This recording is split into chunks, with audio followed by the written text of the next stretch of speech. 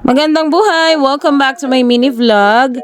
And for today's video ay magme-medical tayo, annual physical exam sa Aventus. At later on ay sasamahan natin si Tadashi magpaturok dahil kinalmot siya ng pusa. Salamat! Grabe, ang init ng panahon ngayon, kasing init ng sabaw ng sopas. At naman nakonek ang sopas, wala namang kwenta ang voice over. Anyway, highway, dito nga sa Ventus, ay waiting game talaga kapag annual physical exam. Pero konti lang naman kami mga person sa loob, so mabilis lang naman ang proseso. Thank you. Basically, ang ginagawa lang dito ay CBC, urinalysis, X-ray at medical kineso sa doktor. Pag-uwi ko nga ay dumating din ang aking daddy na kagawad ng Kupang Muntinlupa 1771 at napagod siya dahil nag-practice sila for the Fire Olympics. Kamatayan nga rin pala ng tatay ni Barry kaya kami na rin ang nagdasal para sa kanya. At punta na tayo sa exciting part. Ayun na nga, nakalmot nga si Tadashi ng pusa. Bago kami pumunta dito sa Animal Bite Center, nag-check muna ako sa center dito sa amin kung merong gamot na para sa mga animal bite, kaso wala daw. Kaya eto, nagbayad na lang tayo para maturukan lang.